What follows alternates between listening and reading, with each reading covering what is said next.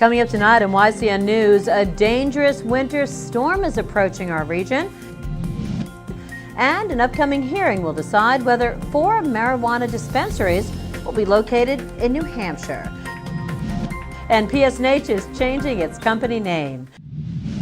For more news, weather, and sports, it's time for YCN, your local view.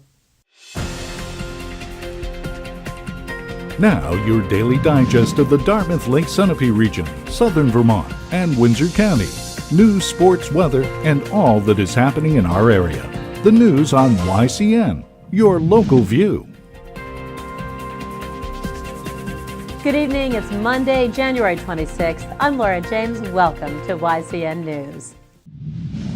It may be ever-changing, but it's rarely a controversial topic. Unless you want to guess exactly how much snow will cover the region's landscape this time tomorrow. A major snowstorm is headed up the Atlantic coast and is expected to dump upwards of a foot of snow throughout New England. High winds may contribute to the storm's severity. Locally, weather watches and weather storm watches throughout New Hampshire and Vermont remind residents to prepare in advance for what might come from the skies. In Claremont, New Hampshire, home to our TV studio headquarters, about 14 inches of snow is expected here. City Police Chief Alex Scott and Fire Chief Rick Bergeron issued today a winter storm warning beginning this evening. Any Claremont resident experiencing difficulties beyond their ability to cope and in need of shelter should call Claremont Emergency Dispatch. That number is 603-542-9538 or call the Claremont Fire Department at 603-542-5156. Fire Chief Bergeron also is the city's emergency management director and will coordinate the city's response to the storm. Snowfall in and around Claremont is expected to begin tonight at about 8 p.m. Now, 4 to 6 inches of snow is expected to accumulate by 7 o'clock tomorrow morning. By the end of the day tomorrow, snow accumulation is expected to be 10 to 14 inches. In some parts of New Hampshire, especially along the seacoast, total snowfalls may be between 14 to 18 inches, if not more. During a press conference this afternoon in Concord, New Hampshire, Governor Maggie Hassan declared a state of emergency, just as her gubernatorial counterparts in other New England states did earlier. Now, most state government offices will be closed tomorrow. Hassan is encouraging town and private employers also to close operations tomorrow. Snowfall is predicted to wind down tomorrow night with lingering snowfall throughout the day on Wednesday. Those who call Vermont home also are keeping an eye on the storm, with Governor Peter Shumlin reminding Vermonters to use good Vermont common sense over the next few days. The heaviest snowfall is expected overnight, Monday into Tuesday. That's tonight into tomorrow. And while this isn't the first snowstorm of the winter season for Vermont, compared to other parts of the Northeast, says Shumlin today, southern counties in the state could see more than a foot of snow. Now, once it starts snowing in the Green Mountain State, there'll be more than 250 plow-equipped trucks on the road per Vermont's Department of Transportation. The average plow route takes 2 hours, which means some roads will remain snow-covered for a while. Vermont Emergency Operations Center opened today at noontime on partial activation to monitor the storm and assist towns that may need resources. Staff from other pertinent state agencies will be activated as needed, that according to Shumlin.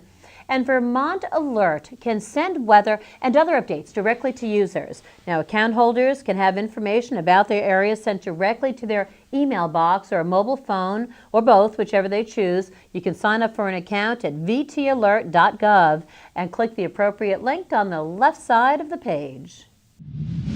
Local residents are also being advised by emergency management officials in Claremont to keep their homes warmer than normal as the storm passes. Now, what this will do is help provide a buffer to guard against any heat loss experienced during a possible power outage caused by snow and wind and just the storm in general.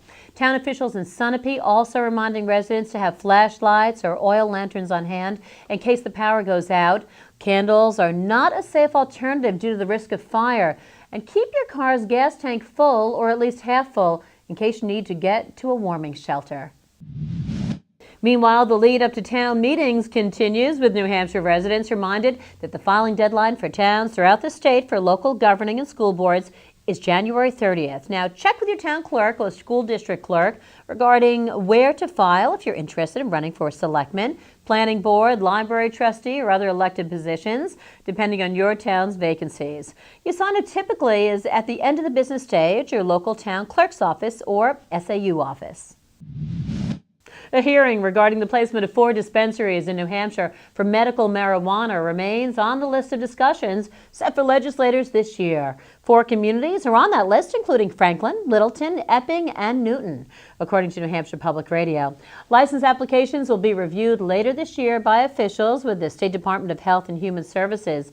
The applications are from people who want to run one of the 4 dispensaries. Some of the applications propose working with an out-of-state business, and either way, the cost for a license isn't necessarily cheap. $3,000 is the application's license fee. If successful, the owner of a dispensary will need to pay the state $80,000 a year to renew their registration. After the break, we'll learn about that big Patriots Super Bowl send-off.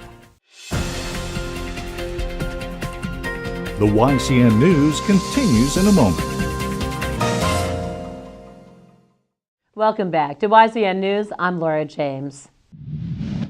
Meanwhile, plans to close a $58 million budget shortfall in the New Hampshire Department of Health and Human Services Department remains a sore spot. A plan announced on Friday would cut $7 million from the money paid by DHHS to nursing homes. Other cuts would total about $45 million from community health centers and local programs, reports the Concord Monitor. Rising Medicaid costs are the source of the DHHS budget gap. Governor Maggie Hassan and State Senator Lou D'Alessandro say in separate statements that the cuts are necessary to balance the department's budget. This story goes out to hunters in New Hampshire. The State Fish and Game Department wants to eliminate the use of high-tech devices, including drones, as it gives hunters an unfair advantage over the wild game they are seeking. A hearing on this topic is scheduled for next Thursday in Concord. YCN News will update you on the hearing. It's a name change that you'll notice as of February 2nd on your electric utility bill. Northeast Utilities, the parent company and public service company of New Hampshire, better known as PSNH, soon will be known by its new moniker, Eversource Energy.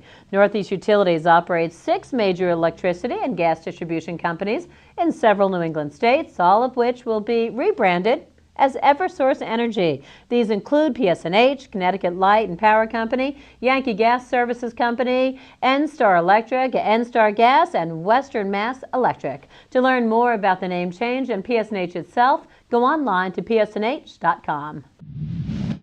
Well, it was a big day in Beantown today. Boston Mayor Marty Walsh hosted a big Super Bowl send-off rally. It was all in honor of the New England Patriots at 11 o'clock this morning at City Hall Plaza. New England Patriots Chairman and CEO Robert Kraft, President Jonathan Kraft, head coach Bill Belichick, and President's captains Tom Brady, Dan Conley, Vince Wilfork, Devin McCourty, and Matthew Slater addressed the fans in celebration of the Patriots AFC Championship before the team leaves for Super Bowl 49 at Glendale, Arizona. The rally was announced by the Patriots and included performances by the New England Patriots cheerleaders, an appearance by the New England Patriots mascot, of course, Pat Patriot, and the Patriots End Zone Militia. Super Bowl 49 is being played this Sunday as the Pats take on the Seattle Seahawks. When YCN News returns, we'll join Kearsarge Chronicles' Lynn Solomon. She sat down for a timely interview with Jay Gamble, General Manager of Mount Sunapee Resort. The YCN News continues in a moment. Welcome back to YCN News. It is the topic of conversation with just about everyone tonight. Let's check in now with Matt McDonald for our snowy, blowy forecast. Thanks, Laura. It's going to be a dangerous couple of days on the roads. Stay home if possible. Tonight, the snow will begin after 1 a.m. Lows will be around 12 degrees. 1 to 3 inches is possible. Tuesday will bring heavy snow with a high near 17. Wind chill may bring temperatures down to -1. Chance of precipitation is 90%, and new snow may accumulate to 6 to 10 inches. Tuesday night, snow is likely with a low around 7 and wind chills near -7. Chance of precipitation is 60%. Wednesday will be partly sunny with a high near 21. Wednesday night will be partly cloudy with a low around 6. And now let's preview our YCN community calendar. Remember, you can see the full calendar online at ycnow.com/calendar. Wednesday night, there will be a community meal in Windsor, Vermont, starting at 5 p.m. at the American Legion Hall. North Sutton, New Hampshire was the site last Friday of the YCN Game of the Week, as the Newport Tigers, with high scorer Andrew Hood, took on local rival Kearsarge, led by 6'7" Tyler Mattos. Newport was hot early from three-point land. Here, Noah Wade hits from long distance. A little while later, Hood gets on the board with another three-point basket. Kearsarge's big men would keep them in the game. Here, Mattos scores 2 of his team-leading 21 points on the evening. Newport would lead after first period 16-8. In the second quarter, Spencer Coronis finishes off his nice fast break for 2 of his 17 points in the game. Kearsarge junior Trent Nordsey scores on this acrobatic layup. At halftime, Newport led 29-26. In the second half, Hood continued his hot shooting with his three-pointer from the right wing. Zach Whalen's outlet pass allows Coronis to finish this nice fast break layup. Zach Matos hits this jumper from the key, but it was too little for the Cougars, as Newport went on to win 66-44.